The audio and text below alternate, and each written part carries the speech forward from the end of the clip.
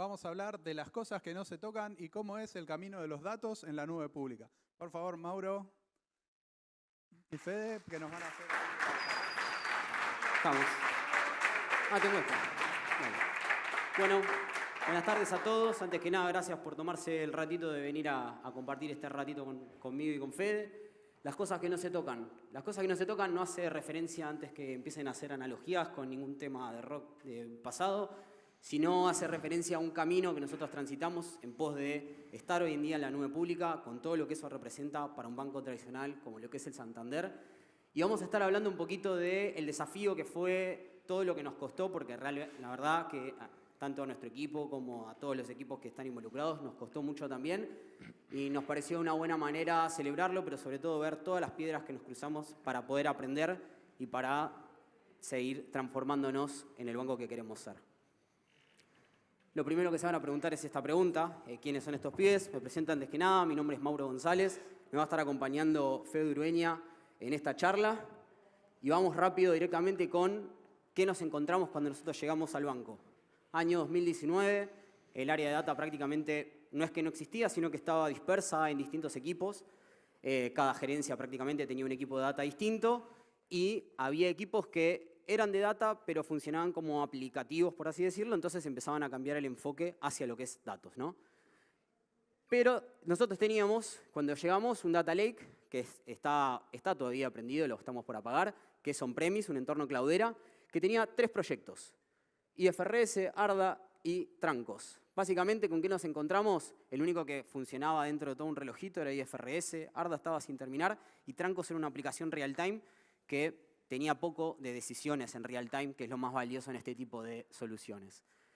El entorno era un quilombo. O sea, no se podía acceder a la data, realmente poder dar con el dato era una cuestión de suerte, así que era bastante complejo. Y otro problema también terrible era el tema de los desarrollos. Los desarrollos se desarrollaban en global, se enviaba una caja negra que ni siquiera implementábamos nosotros, sino que le dábamos una orden a alguien para implementar. Y así es como sucedían las cosas. Entonces, imagínense que todo lo que es la potencia técnica quedaba siempre en terceros. Como les comenté también, todo lo que es la parte del despliegue estaba terciarizado y había muchísimos proyectos que estaban cayendo y al toque lo que empezamos a pensar es: necesitamos escalabilidad. Si lo que está lo tenemos que solucionar, estamos bien, pero si no sabemos la cantidad de proyectos que van a venir, necesitamos sí o sí ir a un entorno escalable. Así que todo muy lindo, pero la verdad nos encontrábamos con varios problemas más también en el camino. Teníamos un orquestador que era global, que directamente era, si vos no lo consumías, tipo eras un hereje, tenías que consumirlo sí o sí, la verdad que no nos servía. Así que tratamos de abstenernos a ese tipo de orquestadores. El lenguaje de programación era cuestionado, no los estoy jodiendo. Python en su momento no se podía usar y tuvimos varias charlas como para intentar introducirlo. Herramientas licenciadas por soporte, todo lo que teníamos que tener tenía que estar licenciado.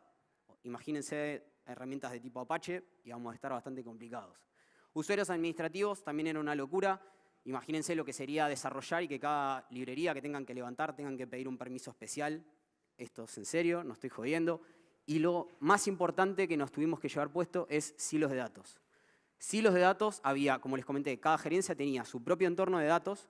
Este entorno no estaba homologado como silos entornos de tecnología y teníamos que empezar a hacer hincapié en que el negocio tiene que desarrollar, porque tiene que tener sus métricas propias del negocio, pero se tenía que parar sobre una determinada capa de datos para empezar a generar el concepto de verdad única. Y seguimos con lo que es la parte del entorno también. Teníamos súper obsoleto el entorno, estaba en una versión 5.14 y 6 y pico más o menos estaba la versión de Cloudera que teníamos que usar. La verdad que eso también era bastante difícil. Y encima teníamos acoplado todo lo que es la parte del procesamiento y el storage. Eso hace que a muchísimo storage el procesamiento empieza a caer a pique directamente. Así que en el camino, a todo lo que les vamos a contar, también tuvimos que hacer unos agrandados, digamos, en cuestiones de infra para poder crecer, porque si no, no íbamos a dar abasto, etcétera. Realmente, nombré los puntos que nos acordábamos, pero realmente pasaron muchas más cosas que eso. Pero, punto fundamental, 2019, por acá tiene que haber gente que nos acompañó en ese momento y que por ahí está en otras compañías y lo sabe, el cloud era Disney. realmente. O sea, no sabíamos si iba a ser Amazon, si iba a ser Google, si iba a ser la que sea, porque no había madurez en las cuestiones cloud. Era un banco que se enfrentaba a transformarse y a la vez empezar a conocer un montón de cosas que eran nuevas. Pero afrontamos el camino. Y ahí es cuando empezamos a trabajar en todo lo que es nuestro state of art, o hoja de ruta por ahí, para hacerlo en criollo, que se componía de varias partes. Primero, teníamos que iterar la plataforma para poder empezar a ingestar datos, sí o sí, porque con el orquestador que teníamos no funcionaba y necesitábamos una velocidad en las ingestas que no íbamos a tener. Y después se empezaron a abrir en paralelo dos caminos. Teníamos que popular el dato, el lago, directamente. Esto se hizo a través de un proyecto que se llamó Modelos Core. Este proyecto, la finalidad que tenía era justamente llevar toda esa capa de datos hacia el Data Lake para poder apagar los hilos de datos. Y en simultáneo, como les comentaba, empezamos a trabajar en todo lo que es la parte cloud en desarrollo, porque la verdad que las entidades que nos regulan todavía no estaban enteradas de cuándo íbamos a subir o no. Había que mandar una carta y era todo una ceremonia que todavía no estaba preparada. Después de todo esto, en 2021, enero de 2021, conseguimos el OK del BSRA. Tipo, alegría, todos contentos, todo chocho. Pero en el medio del camino también nos dimos cuenta de que en cuestiones de infraestructura teníamos que estar alineados a determinadas cuestiones globales que en ese momento no estábamos. Así que lo que podríamos haber empezado a hacer en enero de 2021 se terminó pasando a agosto de 2021 y ahí es cuando comenzamos lo que es la migración a la nube pública. Esta migración que esperábamos que nos dé toda la escalabilidad que nosotros en on-premise no podíamos tener. O por ahí podíamos tener, pero los tiempos de respuesta no eran los que íbamos a necesitar. Y hoy en día nos encontramos en este quarter particularmente, terminando de migrar absolutamente todo lo que respecta a nuestros equipos y colaborando para otros equipos que están trabajando también en el lago que puedan finalizar su migración para en el mes de enero dar por apagado todo lo que es el entorno on-premise.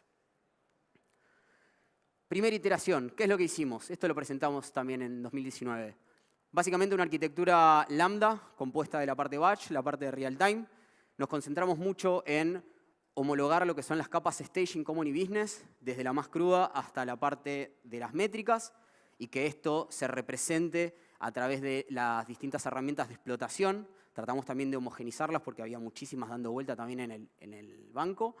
Y nos concentramos a full en que todo lo que es la parte batch tenía que tener una velocidad como para que los modelos core se construyan rápido.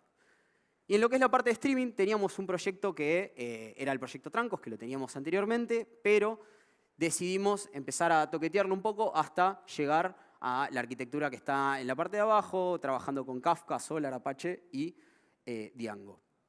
Que eso básicamente era un proyectito bastante breve que después lo terminamos apagando. Y terminamos usando lo que es la parte de streaming para todo lo que son cuestiones de controles de calidad y ese tipo de cosas que empezaron a crecer cada vez más los pipelines y necesitábamos estar mucho más cerca de los pipelines cuando fallaban. Así que empezamos a trabajar el streaming con eso.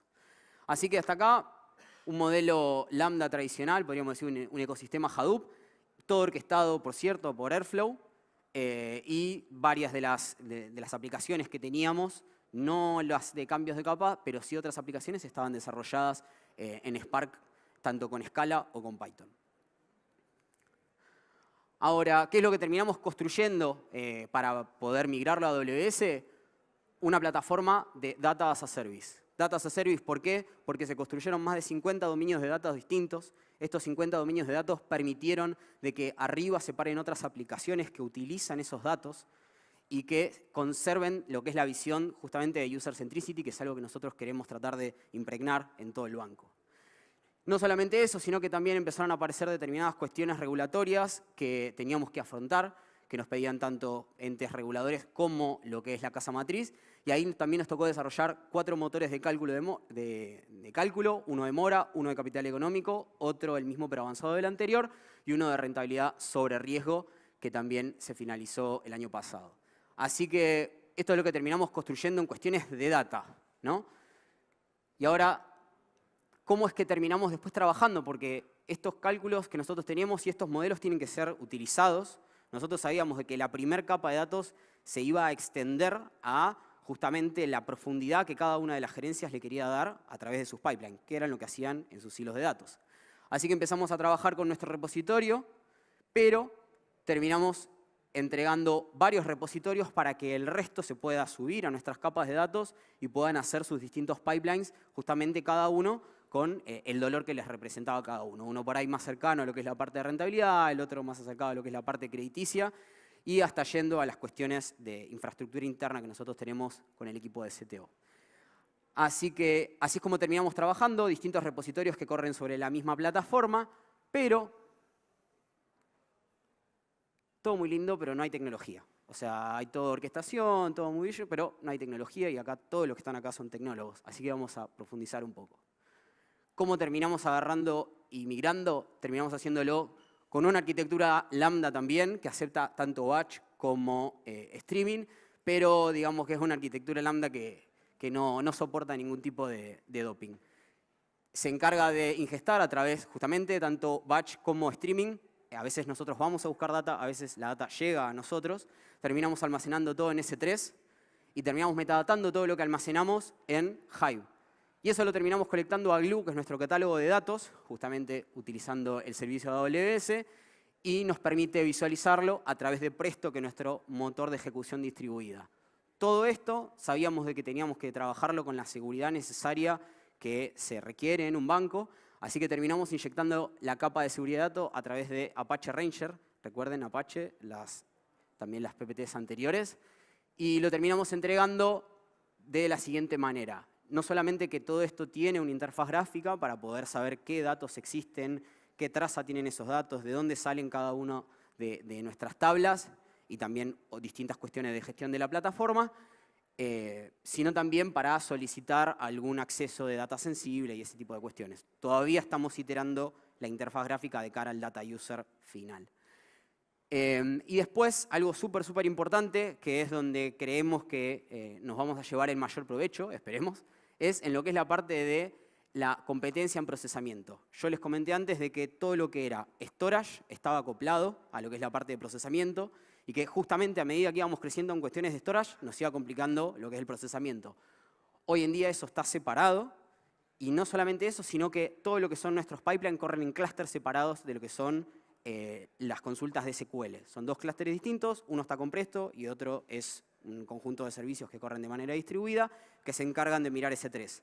Esto lo que elimina es la competencia de que por ahí venga un usuario que haga una query media terrible, no lleguemos a tiempo a tirársela abajo y te tire abajo un pipeline. Eso no va a pasar, que es algo que sufrimos bastante en la arquitectura on-prem.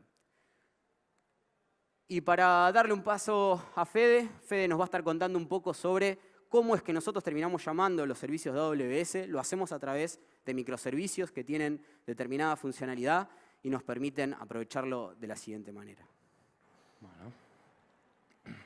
Bueno, buenas tardes. ¿Cómo están? Bueno, como comentó Mau, a mí me toca comentarles un poquito sobre toda la infraestructura de microservicios que tenemos actualmente en la plataforma cloud.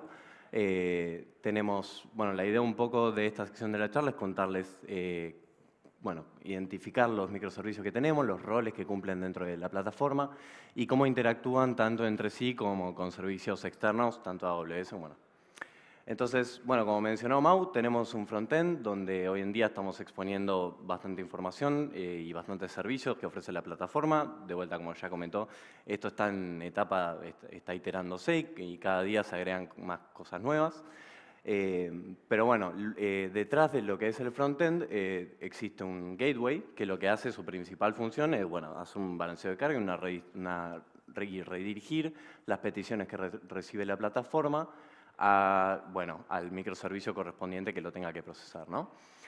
Y después, por detrás del gateway hay un ejército de microservicios ya, ahí organizados más que nada por dominio o por función, por así decirlo. Y por ejemplo, tenemos un dominio de usuarios y requests, donde tenemos dos microservicios encargados ahí, el User Manager, que va a encargarse de lo que son los usuarios, los roles, los equipos dentro de la plataforma. Y el Request Manager va a encargarse un poco de todas las peticiones que reciba la plataforma que requieran algún tipo de flujo de aprobación. Por ejemplo, cargar metadata, crear un nuevo equipo, ese tipo de cosas. Después, por el lado de los notificadores, tenemos dos. Uno del lado externo a la plataforma, que es el Sonda Agent, que lo que busca es justamente notificar y alertar sobre los servicios externos que nosotros utilizamos, ya sea Hive, ya sea Glue, Airflow, NiFi, lo que sea.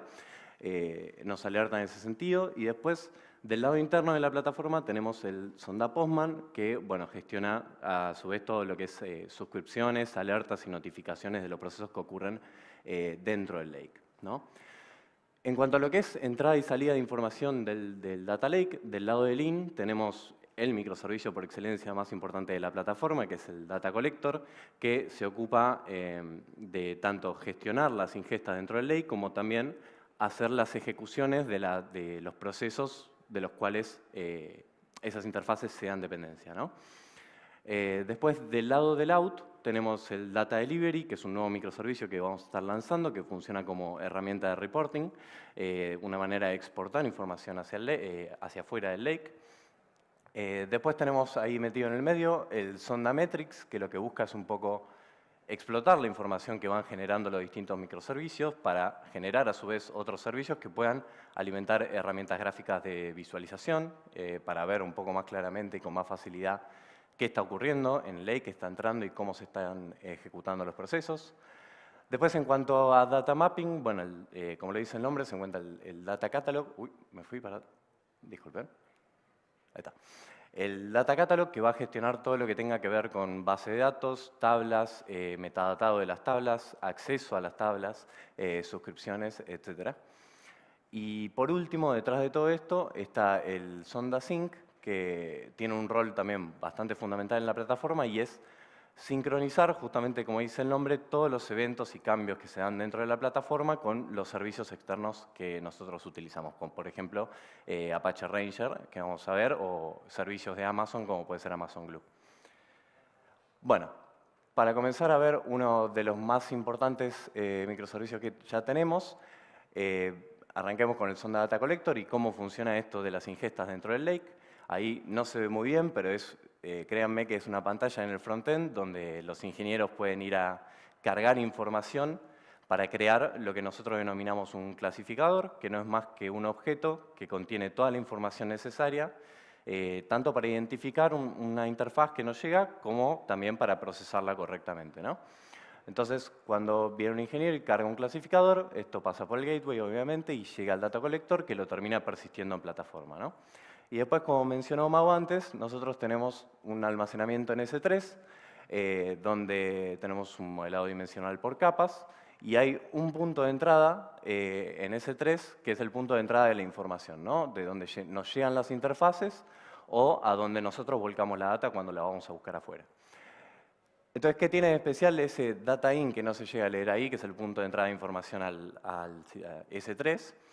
Lo que ocurre es que tiene configurado un lambda, que es un servicio de funciones anónimas de AWS, que lo que hace es enviar un mensaje a una cola de mensajes de Amazon SQS, ¿no? Es una cola de mensajes de tipo FIFO, First In, First Out, y es acá el trabajo del Data Collector, ir consumiendo estos mensajes, revisándolos, tratando de hacer un match entre el nombre del archivo que nos llega y alguno de los clasificadores que tenemos almacenados en la base, ¿no? Entonces, cuando se identifica la interfaz que nos llegó, lo que ocurre es que el Data Collector ejecuta un proceso que en primera instancia mueve esa data a nuestra primera capa del lake, que es landing, y luego ejecuta a través de Libby un job de Spark para realizar el parquetizado hacia la siguiente capa, que sería staging, ¿no?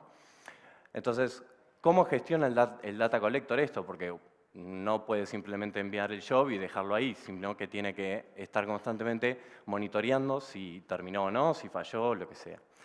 Entonces, lo que hace el Data Collector en este sentido es enviar el job de Libby, consumir el mensaje y volver a enviarlo al final de la fila, pero con un estado de running, ¿no? Como diciendo, esto está corriendo ahora. Y bueno, sigue procesando mensajes hasta que llega nuevamente el mensaje que envió. Y ahí el trabajo del Data Collector es básicamente ver contra Libby si hubo un cambio de estado en esa ejecución, ¿no? Si sigue igual, si sigue corriendo, simplemente va a hacer la misma historia, a volverlo al final de la fila.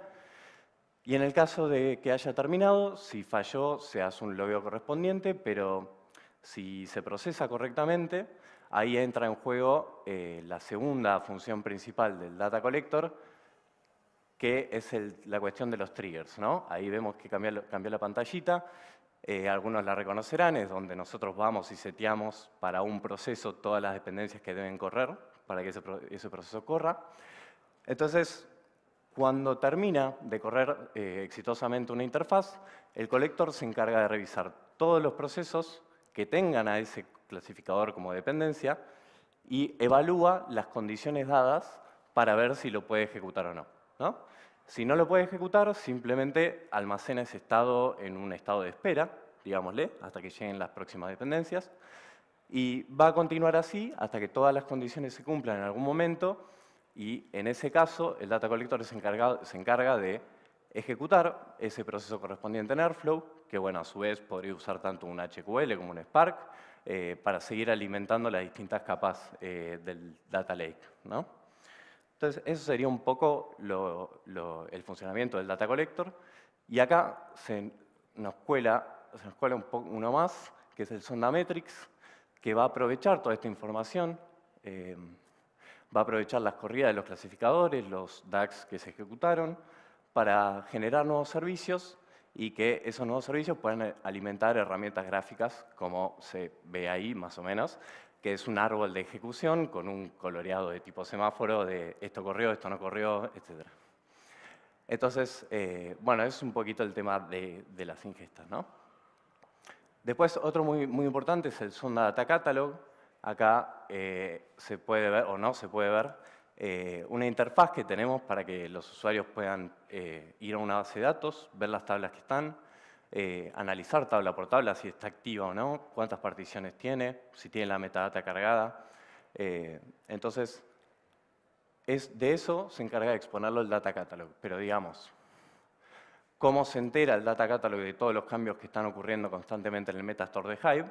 Bueno, o sea, a medida que distintos procesos de Airflow, del Data Collector o de los ingenieros mismos que van alterando tablas, agregando particiones y modificando el Metastore de Hive, acá entra en juego el SondaSync, que lo que va a hacer es estar continuamente sincronizando Hive contra Amazon Glue, que en definitiva Amazon Glue va a terminar siendo el catálogo para Presto, el motor de ejecución distribuido que había mencionado Mau.